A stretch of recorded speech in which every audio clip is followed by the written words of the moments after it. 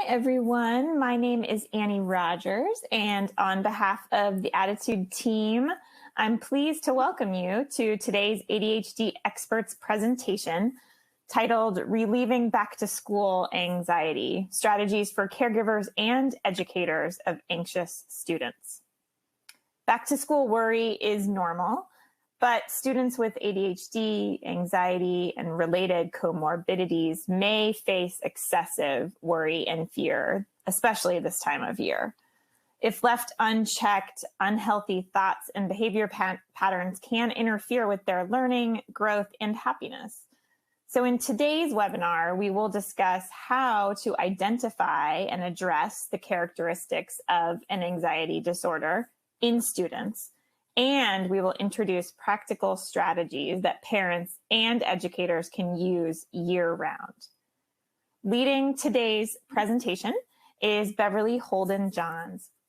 Beverly is an author and learning and behavior consultant.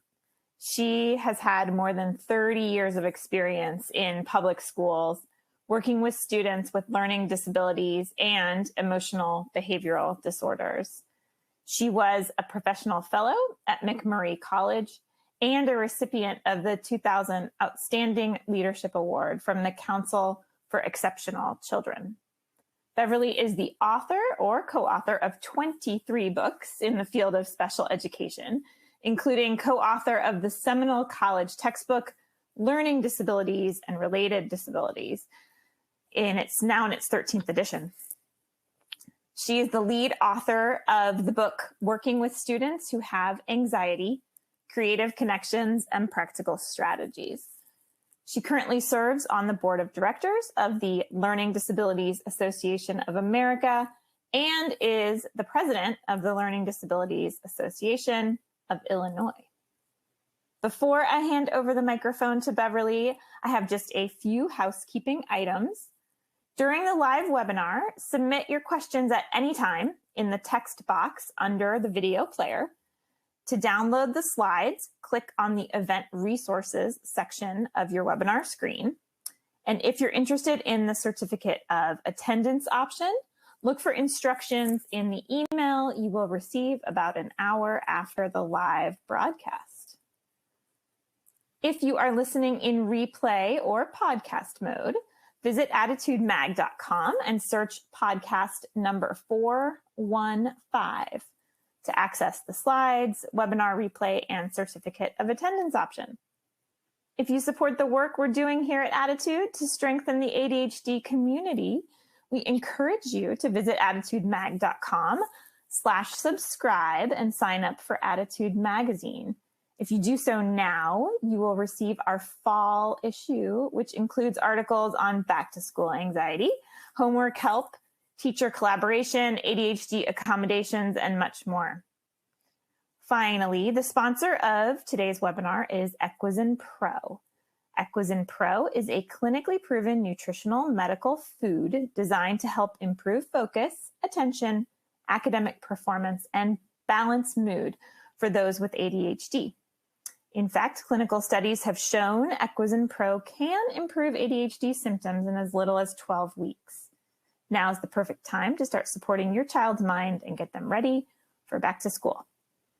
ADDitude thanks our sponsors for supporting our webinars. Sponsorship has no influence on speaker selection or webinar content.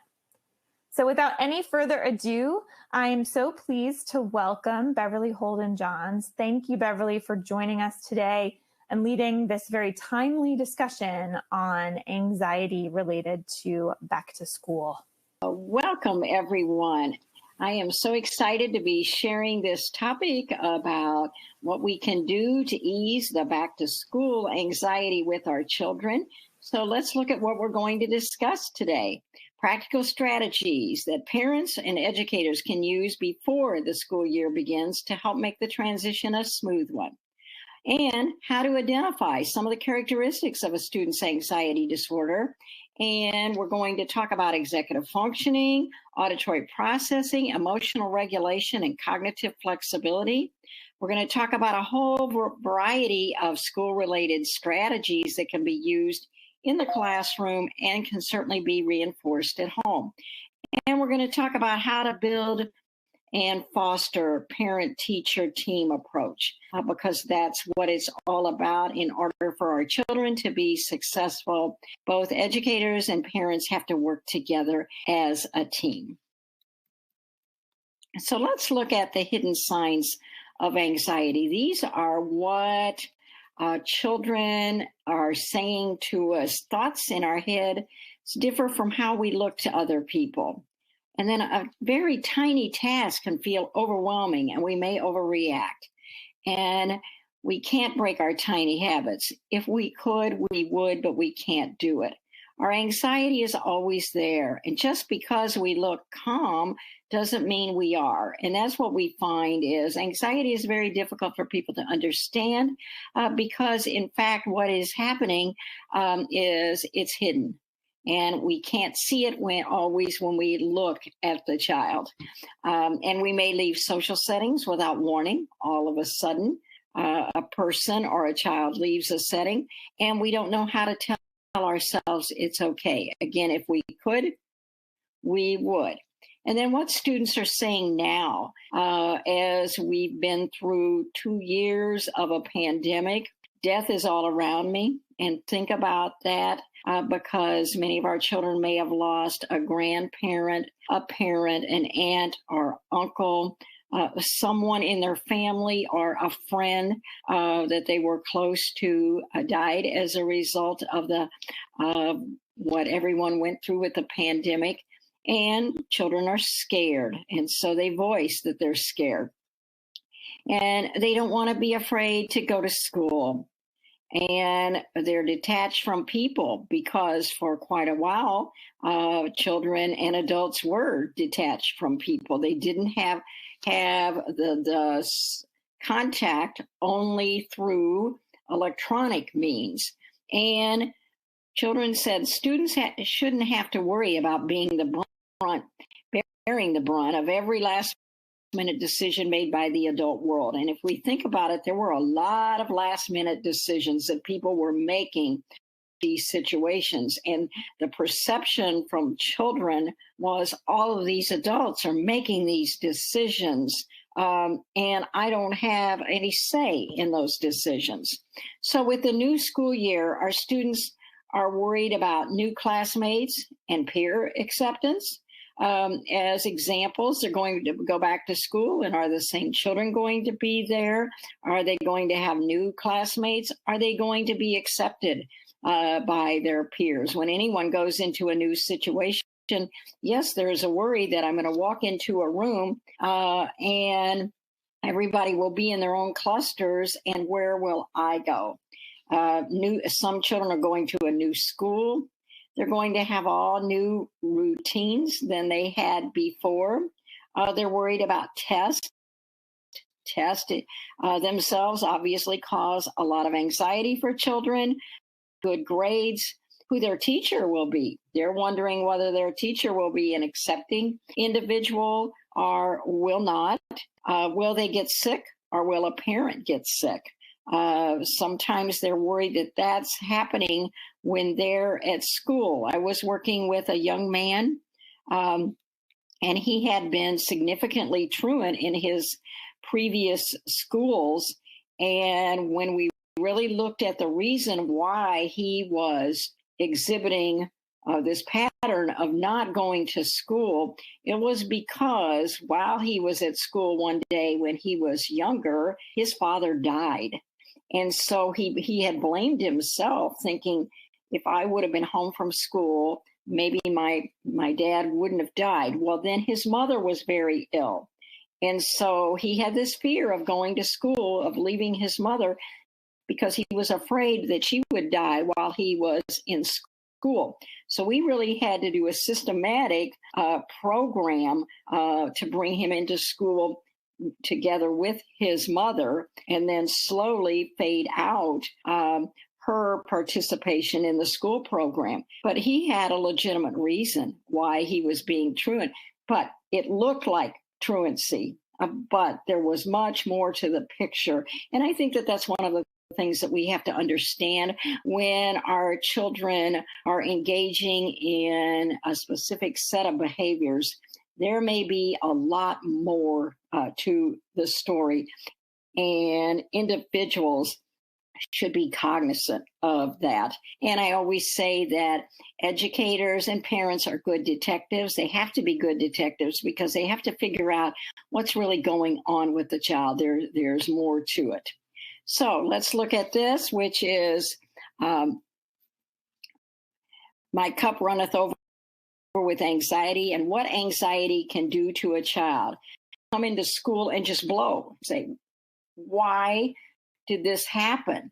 They blew over nothing. No, there may have been a lot of things that happened before they blew up. So let's just look at the issue of testing as an example. So let's say, first of all, the idea of taking a test may be anxiety provoking for children. And then some children are taken to a separate room to take the test.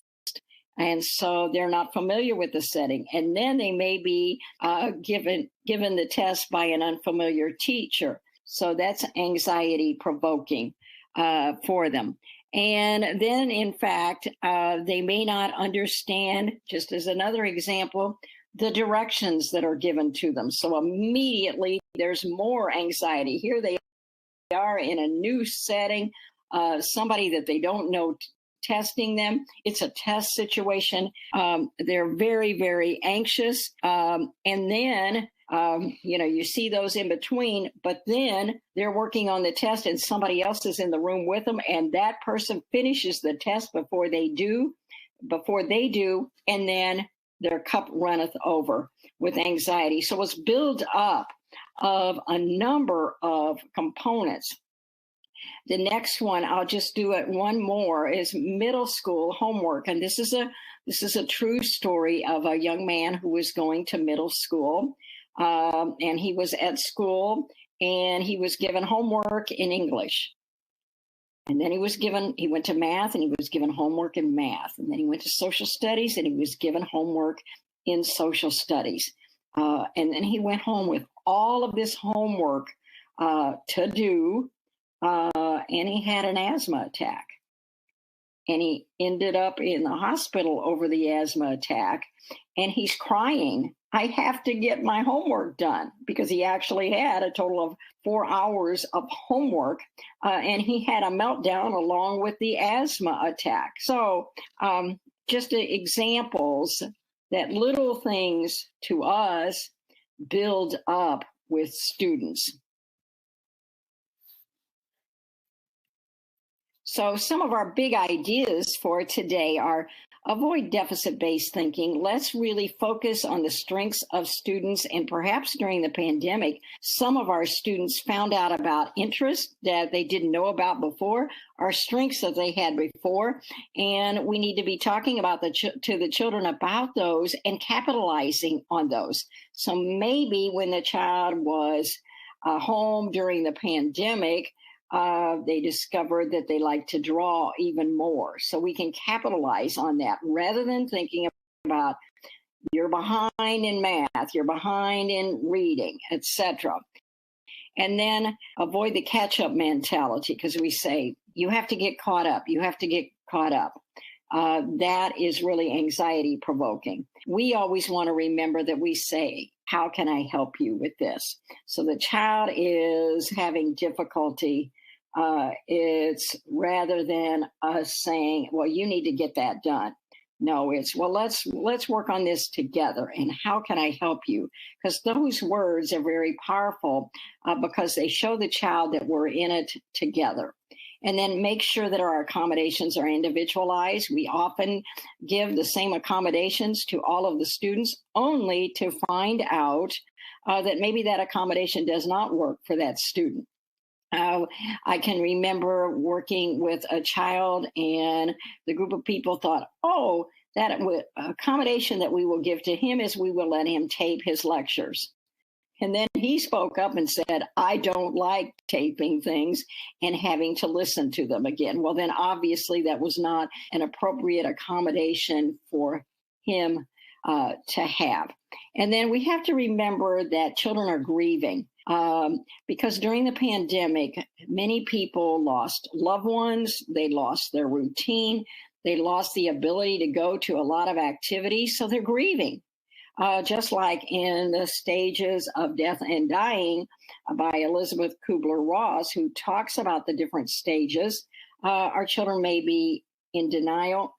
Importantly, they may be angry and they're very upset. And so you're seeing the oppositional defiant behaviors, and they're really a sign that they're grieving through the process of what they lost during the pandemic. And it's really important to have predictable schedules and consistent expectations and provide them tools for learning. And we're going to be talking today about our children have gotten out of the routine of sometimes going to school on a regular basis. And we have, as they come back to school or as parents change the routine at home, we have to teach the children the social skills that we expect. We cannot assume that our children know how to behave. We have to teach them that. So we look at the child may be going into a new situation, and we may have to rehearse what the appropriate behaviors are for that new situation. And then you say, well, what is that response cost? Well, essentially what it is that, as an example, children might earn points in the classroom, and then if they misbehave, the teacher takes away the points. That's response cost.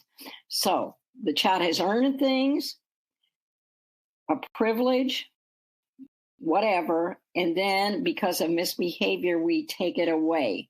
Some to the child with anxiety because they're always on high alert that you're going to take something away from them.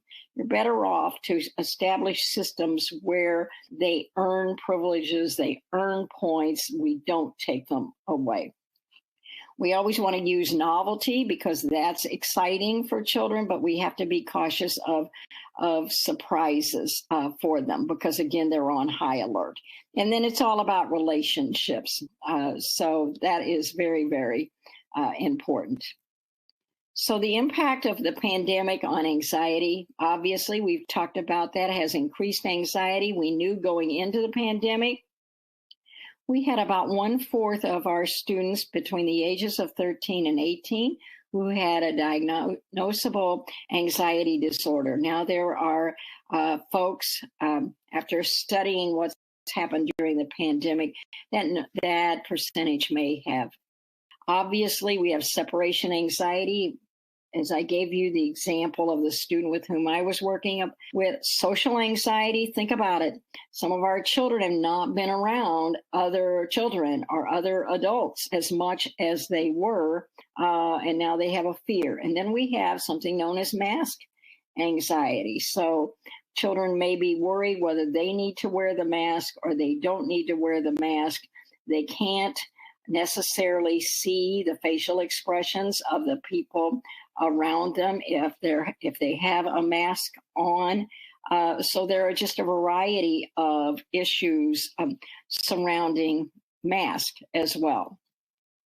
And children and adults with anxiety during and after the coronavirus, what happened was that before the coronavirus, our children with anxiety and adults with anxiety had trouble with auditory processing, and we're going to talk more about that.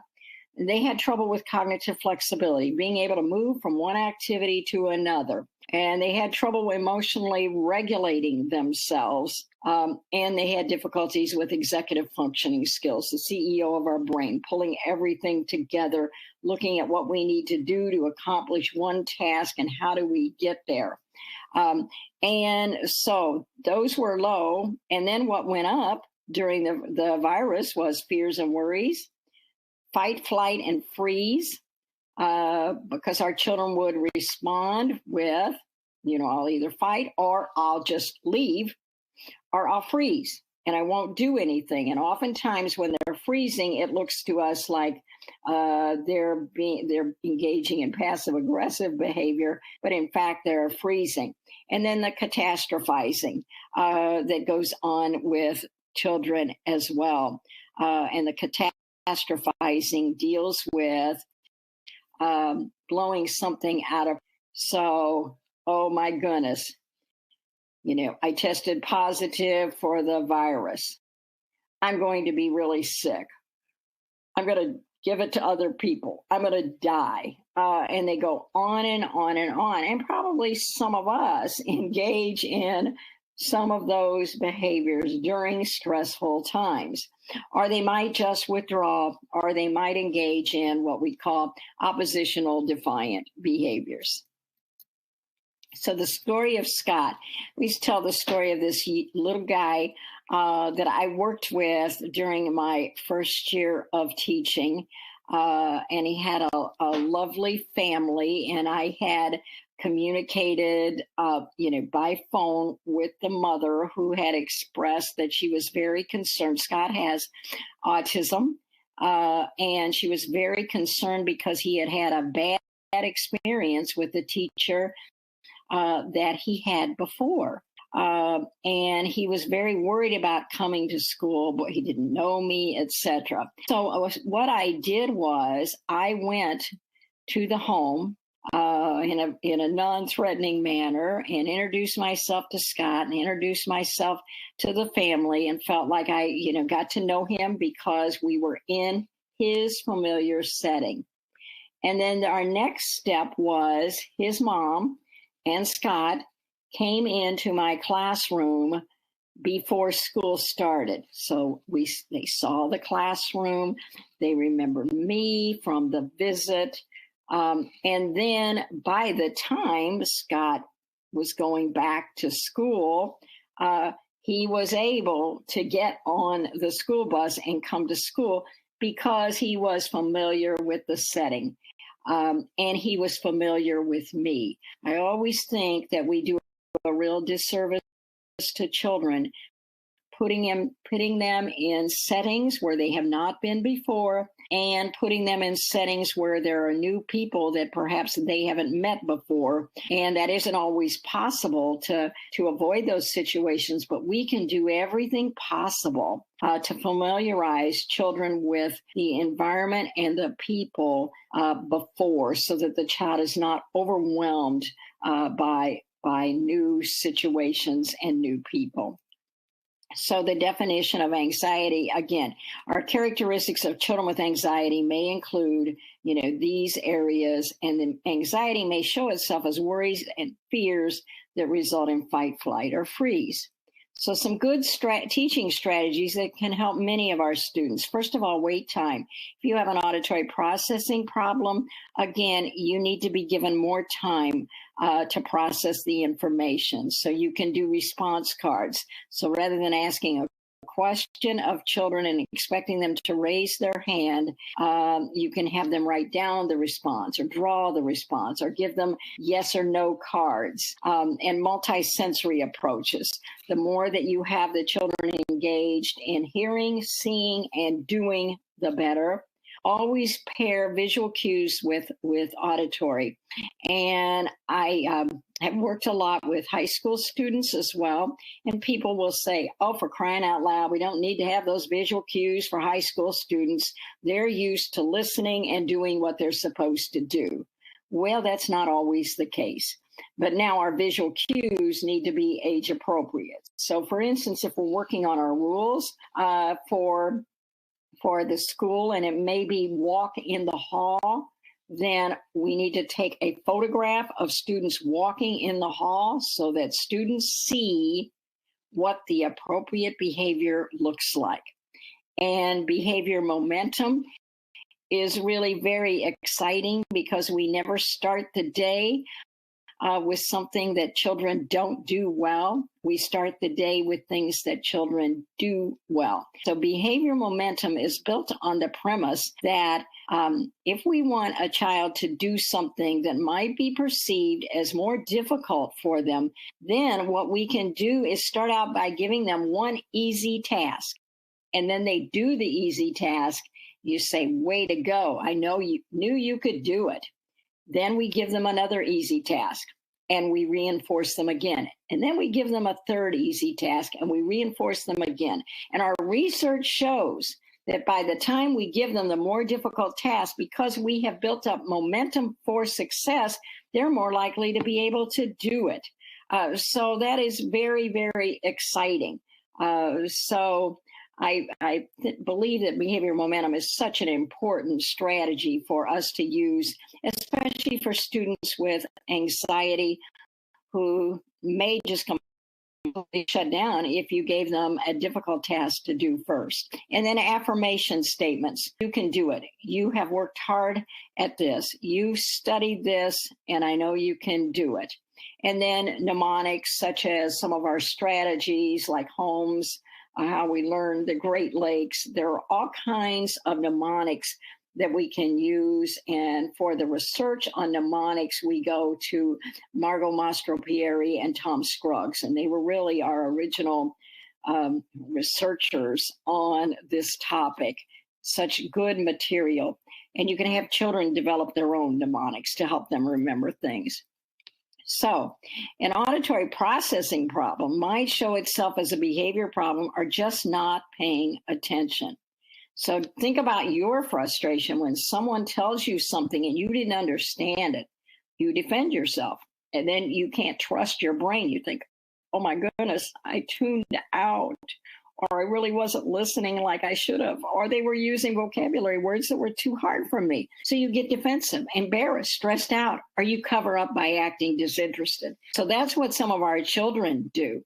So why auditory processing might be difficult is because you're worried about what happened earlier or what's going to happen next. Remember, we talked about, our children with anxiety oftentimes are on high alert. And they're always worried about something that's going to happen. Or your processing speed is delayed, or the directions you are given are too long, or use words that are not within your vocabulary. So very, very important when teachers give directions. They're one-step directions. They're not too long. And we make sure that children know the vocabulary that we're using. So I will give you an example of another young man that I worked with. I just loved working with him. He was 17 years old. He did have a number of disabilities. And one day his teacher brought him to me and she said, he just won't do what I want him to do.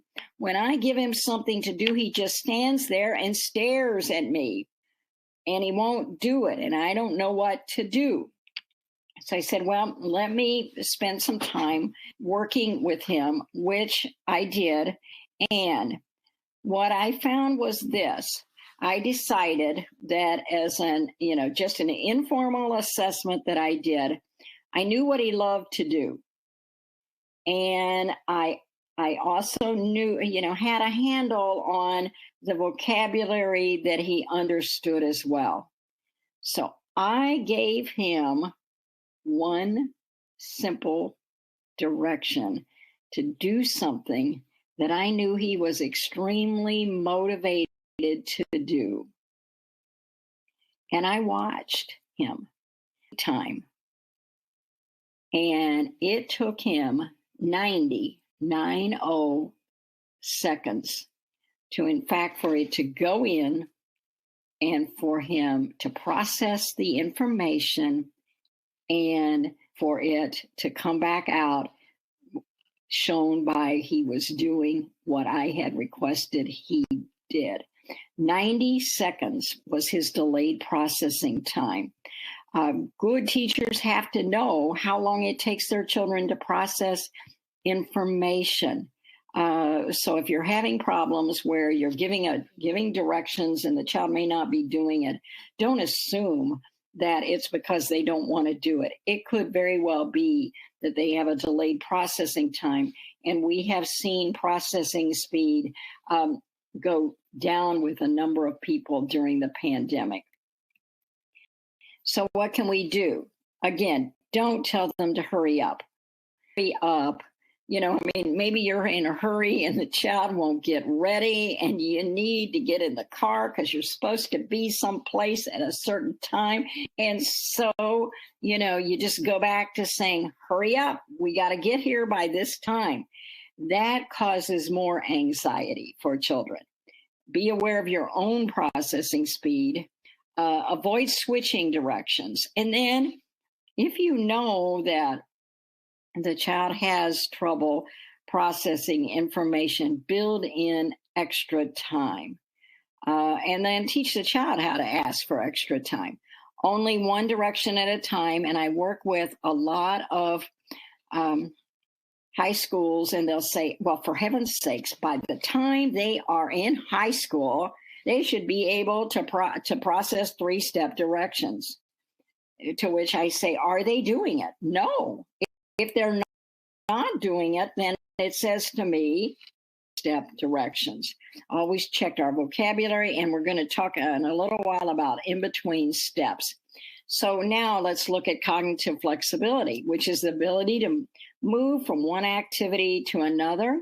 And some children get involved in one activity and they don't want to stop. If you think that, there are some children who perseverate on something, they start on it and they don't want to quit. And, those are issues with cognitive flexibility. They can't move from one activity to another. And anytime you change their schedule or their routine, it's very difficult for them. So how do you work with children who have problems with cognitive flexibility? And maybe some of you had trouble with cognitive flexibility during the pandemic because you got set in your certain routine and you didn't want to get out of that routine. We can build in between steps. So as an example, if the child is in school and was going to the PE class and then has to settle down in the classroom to do math, that's going to be difficult because we were doing a motor activity, lots of movement, and then it's a sit down paper and pencil task. Then what we can do is build in an in-between step where the child does, the PE activity, and then we do a motor activity involving math, and then we do the actual math. Very, very important to, think about that. And then avoid switching directions. We're going to talk about this, but I work and look at a lot of worksheets that we expect children to do, and sometimes they will change directions 6 times on one piece of paper. That is very confusing for children, particularly who have cognitive flexibility issues. And then I do, we do, you do together, and you do. Notice that as an extra step in it, because we as a class or as a parent, we do, and you model, and then we do it together. And then they can do it together with another student.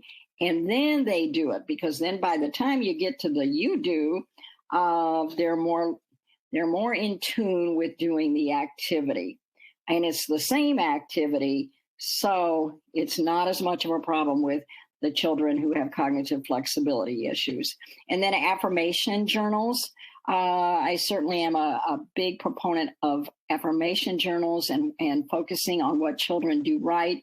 However, consider drawing as an option for children who have got written expression problems, schedules. And again, photographs, if you want them to be age appropriate for older students.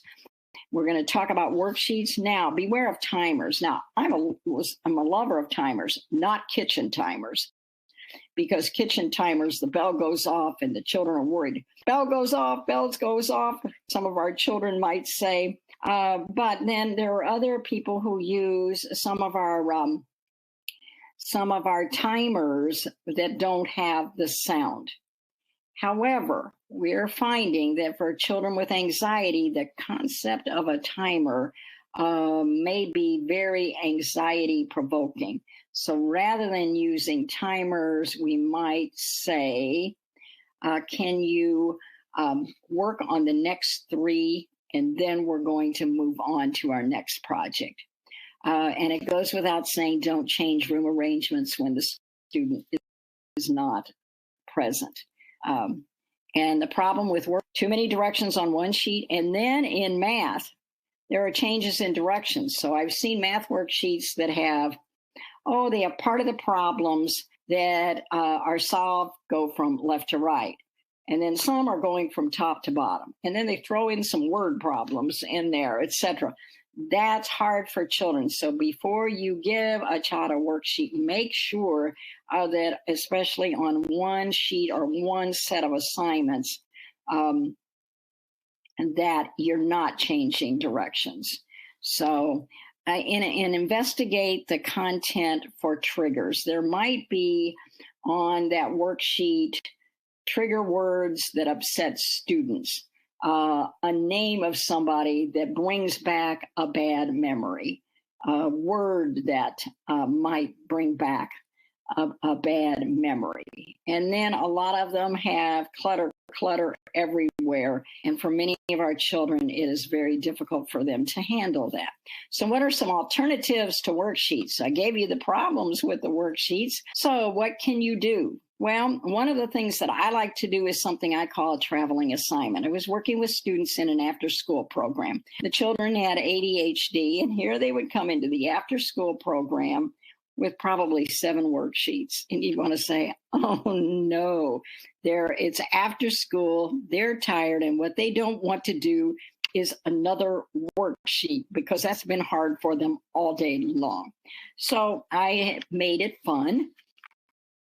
And in fact, what I did would be I would make another copy of the worksheets, and then I would take the worksheet and I would cut it apart into just brief segments. And then I'd tape the segments around the room. And then the students would go around. And actually, I allowed them to do them in any order. They put, they looked at it. They matched it on a clipboard with what was on the real worksheet, and they answered it. They could answer it in any order. And then another option is for them to just answer it, and then together you put it on the worksheet that they have to turn in. But traveling assignments are great fun, and they're a way to build in movement as well. And then red rubber ball, rather than giving children worksheets, one of the things you can do is get a big beach ball and put, let's say, math questions or reading comprehension questions on it. And they have, if they're doing it individually, they have to throw the ball up, and wherever their left thumb lands, that's the question that they answer on a sheet of paper. You can also do it as team games, because I used to do it with chemistry class, and she said for a team game it was good. The critical thing with a team game is whoever catches the ball on the team is not the person who has to answer the question, it's the other team members, because otherwise nobody's going to want to catch the ball. So gumball machine is another one. So you get the green gumball, you do problems 1 to 6. If you get the red gumball, you do problems 7 to 12. So you can break that up a great deal, but that's fun with students too. Choice, there is so much research out there on the power of choice with children, and some early studies were saying that if you are having trouble getting a child to do a worksheet, say to the student, you can do it with a red pen or a blue pen. It's your choice. That's a pretty easy intervention, but it built in choice, and it made the child feel like they're in control. Or you can say, here is the worksheet. You can do the odd numbered problems or the even numbered problems. or you can roll the dice, and whatever die you get the 6, you do 6 problems. Tic-tac-toe. Tic-tac-toe is great fun too. I don't usually use tic-tac-toe except beyond 5th grade classes. I have had some teachers that say they found it effective for 3rd graders, but they had done a lot of, the children had a lot of experience with choice. So tic-tac-toe would be that you would take 9 possible assignments that the child might do to show that they had gained the knowledge that you wanted them to gain, and they pick any 3 to get a tic-tac-toe. I've also used it for testing. It does reduce anxiety with testing. And then pick your post is we put different posts around the room. One might say, write a poem about the topic, make a game about the topic, create a PowerPoint about the topic, create a YouTube about the topic, whatever, but they choose. Large print, very important to have large print, not only for children who have visual problems, but a lot of children are so overwhelmed by too much on one sheet of paper that we in fact need to enlarge the print for them. And then behavior momentum, and we've talked about behavior momentum being a powerful tool. Now, dysregulation. So it results from an overwhelmed social emotional system. Important point here is we have a lot of people who are struggling with controlling their own behavior. We read in the news that, someone had a very inappropriate response and blew up. And we say we need to teach our children at a young age how to emotionally regulate. And it's very important for children with anxiety. So it has to be taught before it is needed. So example, we say the child is in a meltdown and you're saying, now let's talk about what 5-finger breathing is. That's a little late. Let's do it beforehand. Let's get the children experienced with it. And the other thing is the teacher is the role model. So our children look at how the teacher and the parent are dealing with stress. And so if we're dealing with our stress in a calm, controlled manner, then our children see that and hopefully learn that skill. Now for working memory.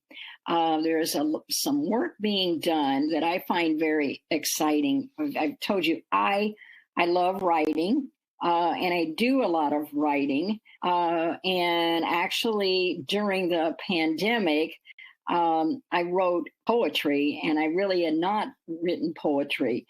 But what it did was, and what we see in children now, they're finding that if a child is upset about something, let them express what they're upset about, either in writing or drawing something. And if they're upset, they get it out of their system. So it's called a cathartic dump. And then it clears their working memory to go ahead and do what the tasks are that are assigned. So we need to teach children, it's like how to write or drawing, whatever, as a way for them to get all of that dumped out of their memory so that they can move on.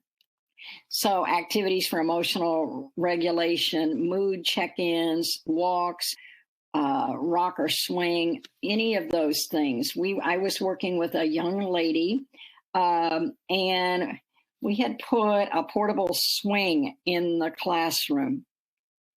Now, at the beginning, and swinging was very calming to her, just like rocking is calming to a lot of people as well. So swinging was calming to her. When she would be in a group setting, she might start biting her hand. are scratching her arm, are taking a piece of paper and beating her head.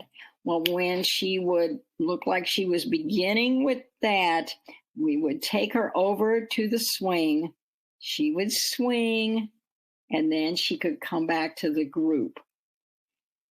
Now she does that on her own. She senses that she is upset, and she takes herself over to the swing. Now, you might say, well, it seems like that's calling attention to her when she has a problem. But one of the things that we found was that we taught the other students to do the same thing. If they were upset about something, they could go over a swing just for a couple of minutes, then come back to the group and were calmed down.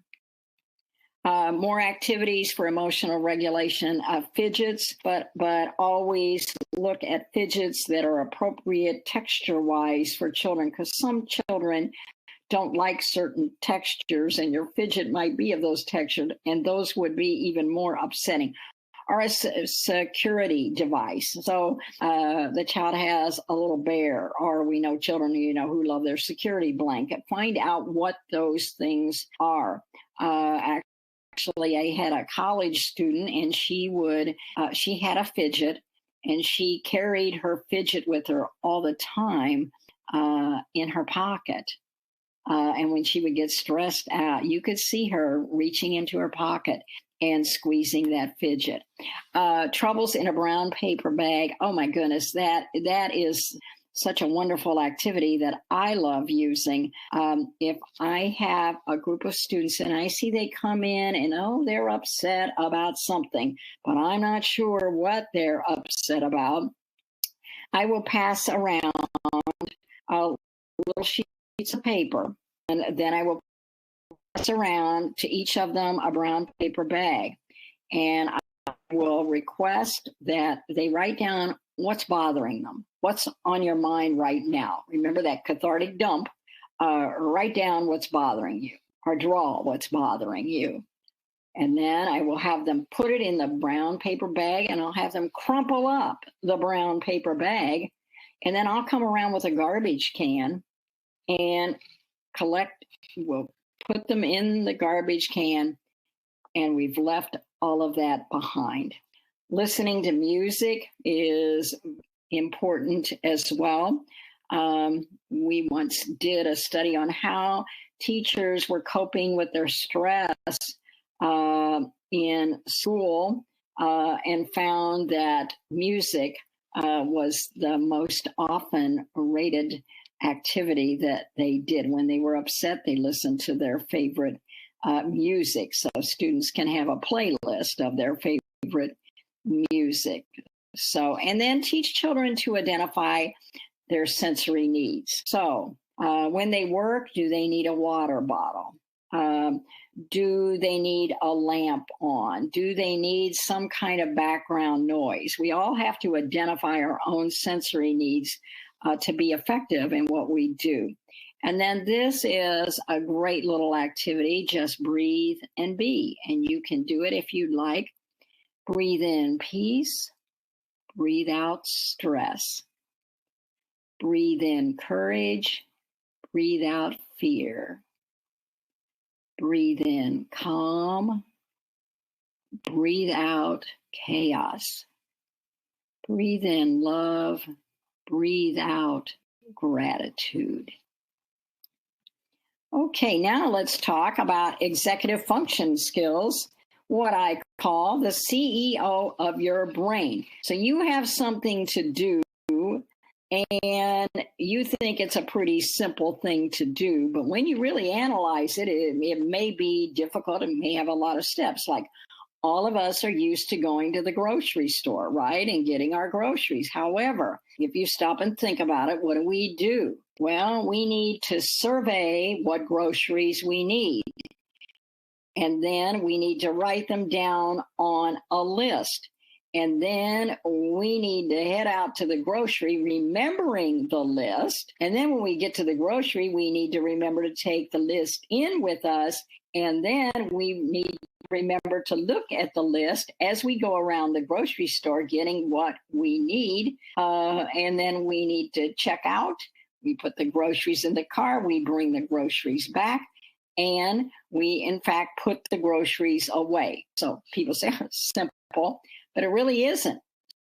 So, and if you think about work that children have to do, it may be complicated. So you say, take out your math paper. Okay, well, they have to take out the math paper. They got to know which one they have to take out a pencil. They have to preview, the math material.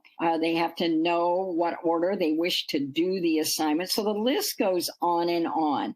So anxiety has increased in children and adolescents during the pandemic, and it has impacted their executive function skills. So one of the things that we can do, because the major impact on executive function skills are the ability to visualize what needs to be done and to complete the steps to achieve it. And then we're going to talk about this one. The first step and the hardest is to start the task. So never tell a child to get something all done, because what you've done is set them up for failure. We have to help them start the task, because they have to start, they have to attend, they have to sustain the effort, and they have to finish. We know a lot of people probably that we can think of that can't accomplish a great deal because they can't get started. Oh, yes, I wanted to write that, but I've just got too many other things to do. Oh, yes, I meant to do that, but maybe I'll do that in another time when I'm not as busy as I was.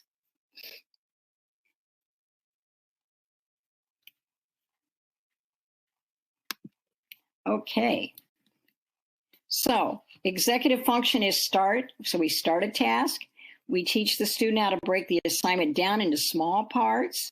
We can schedule the assignments backwards. We help the student determine what organizational tools work best for them. So therefore, we've got to give children experiences with tools such as assignment notebooks, but they have to be the right kind of assignment notebook, interest of the child.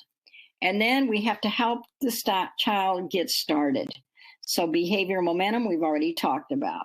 To begin one activity, you have to stop what you were doing. So we might want to use the word pause.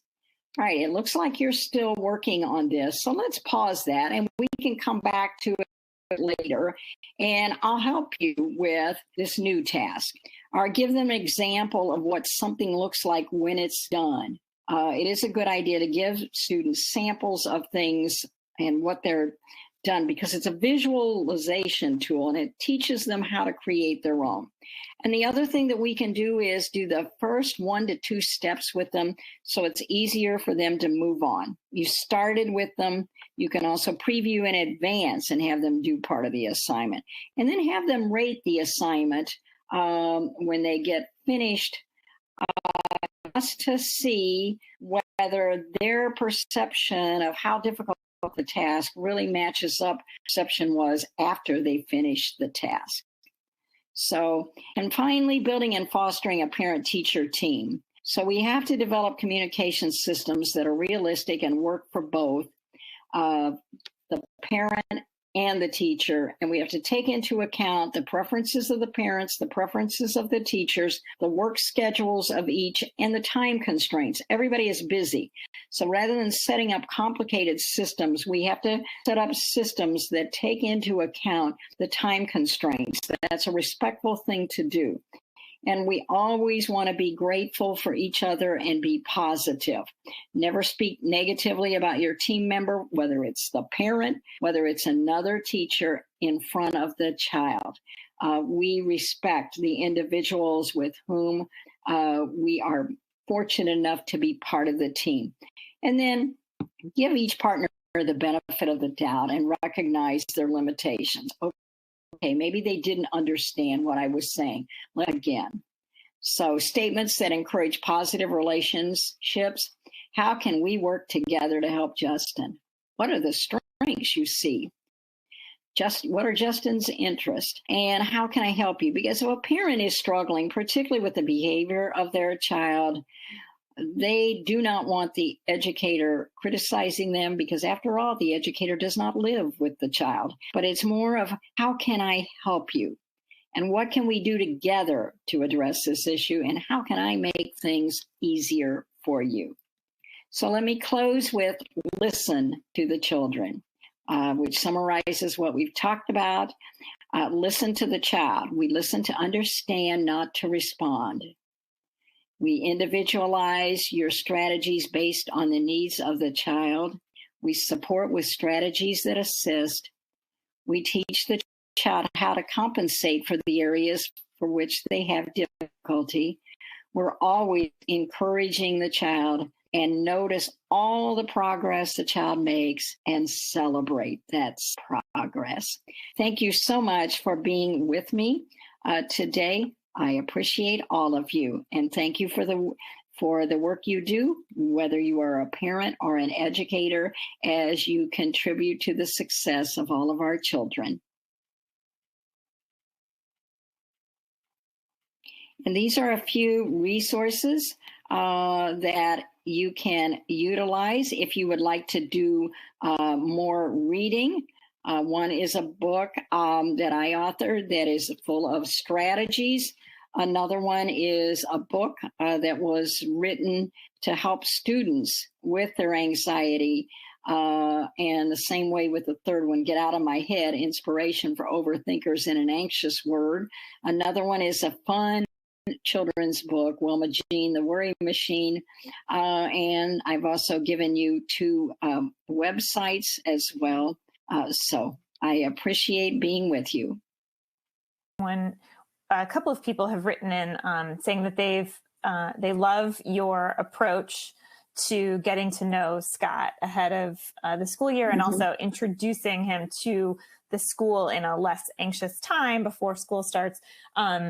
If they're getting pushback from the school because this is outside of the normal protocol, do you have any advice for parents who are trying to advocate for something similar? That's excellent. And I was fortunate because I did not get pushback on that. But I have known, other people that do get, because I really tried to do that in testing situations with children in a variety of different situations. But one of the ways that I sold it to administrators is that this is prevention, and it's going to prevent a lot of behavior problems that you might have down the road. It is easier to correct things on the front end through prevention than to wait until you have to intervene. And everybody wants a positive relationship with parents. And so this can really prevent. So I think we have to sell it as prevention of problems that are going to come up. You know what? It's those little things that make a big difference about making parents feel welcome at school and saying, hey, we want to work together with you, is going to save you a lot of time in the long run. I love that. Ounce of prevention, pound of cure. Absolutely. Approach. Absolutely. That makes a lot of sense.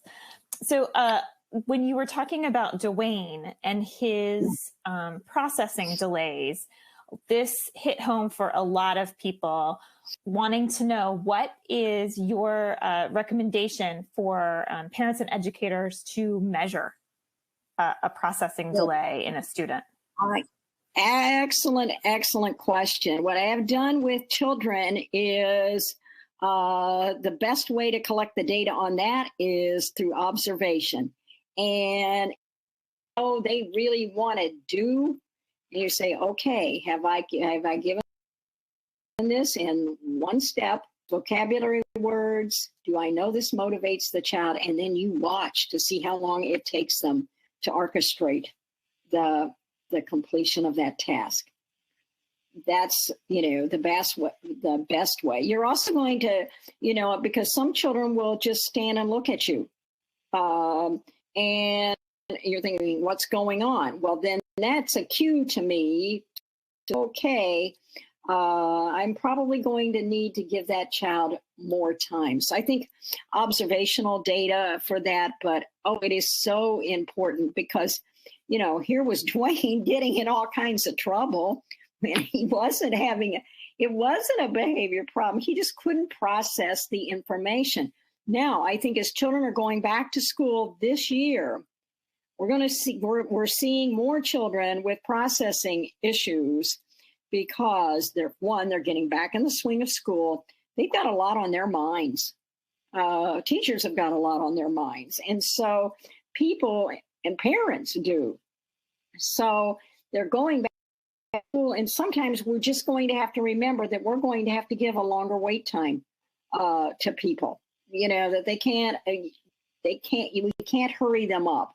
That's one of the things that, I don't ever recommend is say to the child, come on, hurry up, hurry up.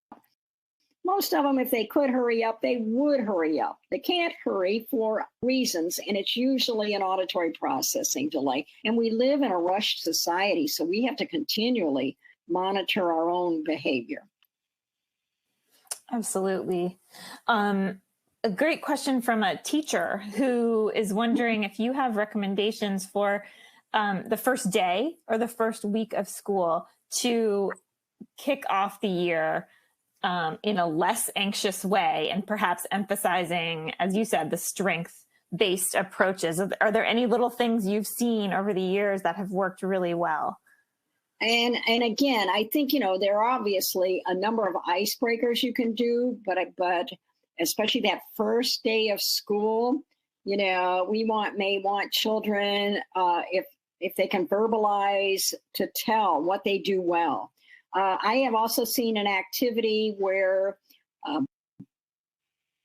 teachers have a board and it's, what I do well.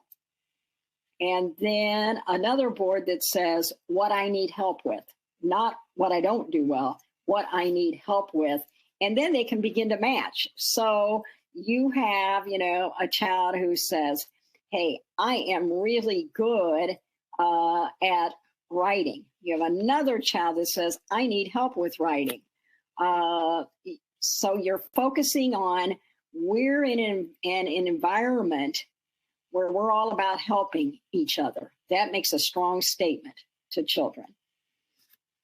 I love that activity. I just thought that was very good. As you're getting to know children, have them figure out what I do well, what I need help with. Mm-hmm.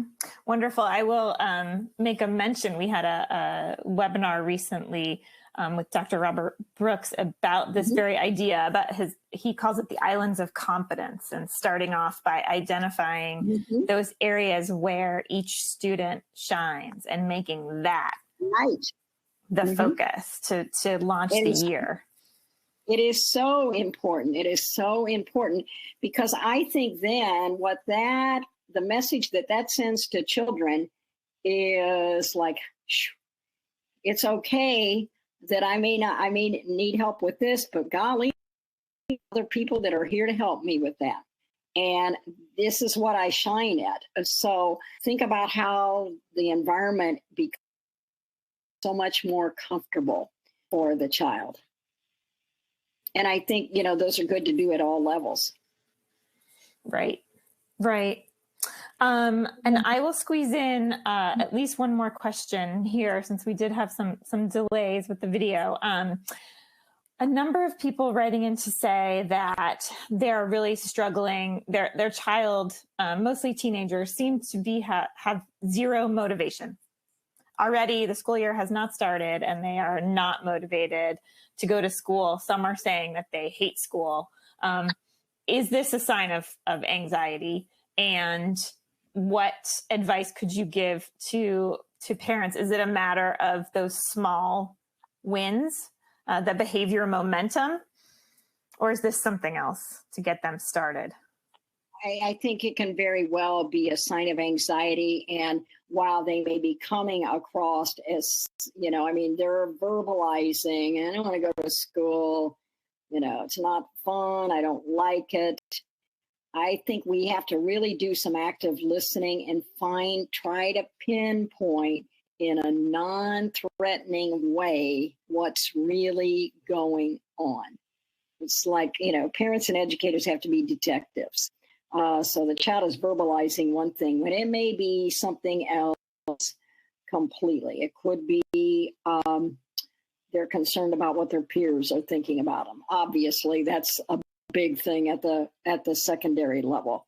They may be concerned about all the social media, and maybe somebody is bullying them online.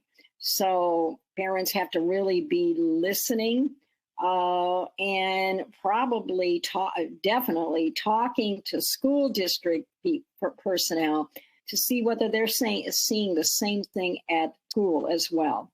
And for teenagers, it's difficult because we just have to sometimes keep our mouths shut and see how much the child will say to us, but always keep it as in a non-threatening environment, because some children will say a lot more to you when you're involved in doing an activity that's not threatening for them.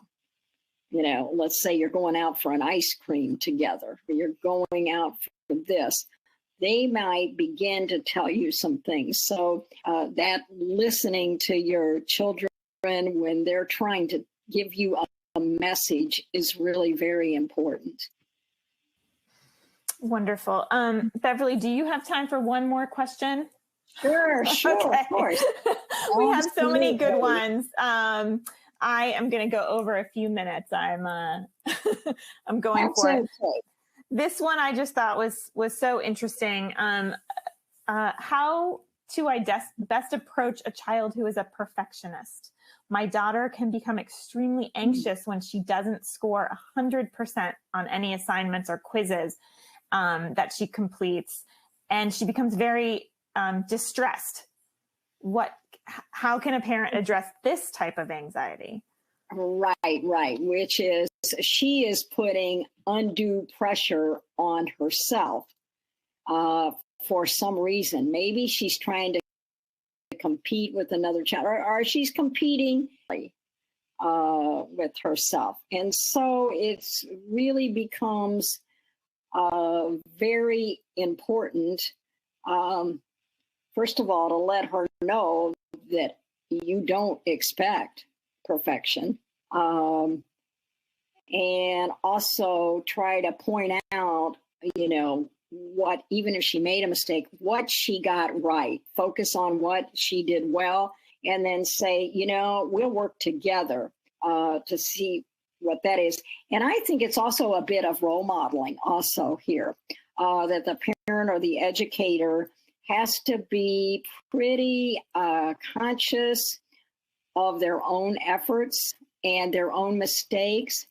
And children need to see how they handle mistakes. Oh, this happened. I didn't get that right, but it's okay. I'm going to study this issue more. So role modeling how we handle stress and how we accept the fact that we don't do everything perfectly because we can't. So I think that that's very important. I mean, some students will. Sometimes also you have to divert their attention away from that task because, they will stay with it and they will work on being perfect. And you have to help them reach a stopping point where they say, I've done my best, and now I need to move on with another task. That was an interesting question to ask because I work with other writers and I find some other writers who, study every single sentence and they probably will never be published because of that need for perfectionism. Well, at some point we have to help them say, this looks good. Let's move on to the next thing. And we do that by modeling that behavior. Right. Not letting perfect be the enemy of very, very good. Right. Exactly. All right. Exactly. Right. Sure. That's an excellent question. It is. It was interesting, as we've seen perfectionism as a sort of unexpected but common manifestation of ADHD, particularly in girls, to be honest. Right. But I was going to say in females. Exactly. Yes. So unfortunately, we have run out of time. And for those of you listening, we will work our best to iron out the technical snafus that we had and get everything nice and smooth for the replay. But regardless, we thank you all for joining us. Beverly, we thank you for being here today. And also to our sponsor, Equizen Pro, for making this webinar possible. We hope everyone will join us again. We have a special conversation next week with Dr. Linda Charmaraman. That's in our Mental Health Out Loud series, and that's specifically about social media use among teens. And then another webinar next week with Dr. Carolyn Rodriguez and Randy Frost on hoarding versus clutter. So very different topic. You can find all of our upcoming webinars by signing up for alerts at attitudemag.com/newsletters. Thank you all again for joining us. And Beverly, thank you again for this really helpful. Welcome. Thanks to everybody for attending.